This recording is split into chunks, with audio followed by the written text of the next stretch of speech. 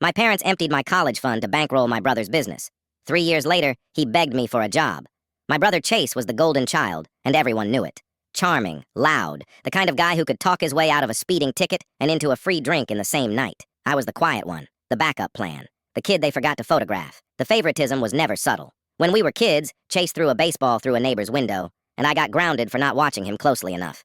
When he flunked his first semester, my parents called it a hard year. When I made honor roll, my mom said, "See, that comes easy to you. Nothing came easy to me."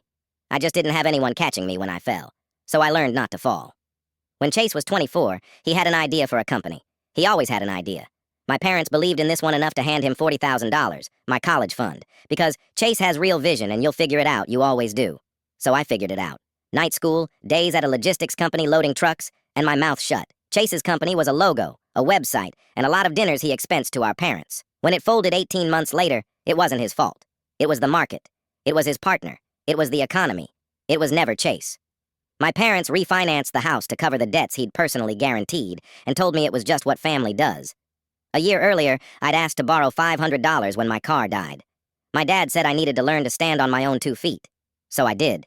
Here's what none of them knew. That logistics company I'd been grinding at for 6 years? I ran it now.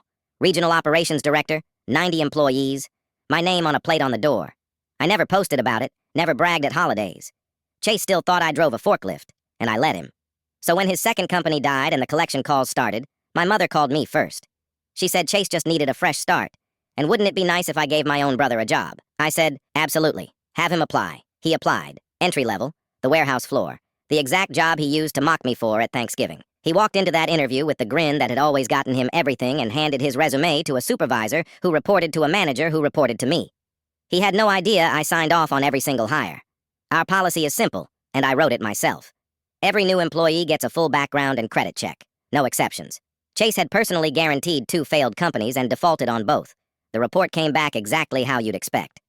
I watched the interview from the monitor in my office. I watched the grin finally slide off his face when he heard the 2 words he had never once had to hear in his entire life. Not approved. My parents called that night furious, asking how I could do this to my own brother. I told them the truth. I didn't do anything to Chase. I just stopped being the person who cleaned up after him. Chase is 30 now. He lives in my parents' refinanced house, in his childhood bedroom, under the shelf of trophies they still dust every week. And for the first time in his life, nobody is coming to fix it.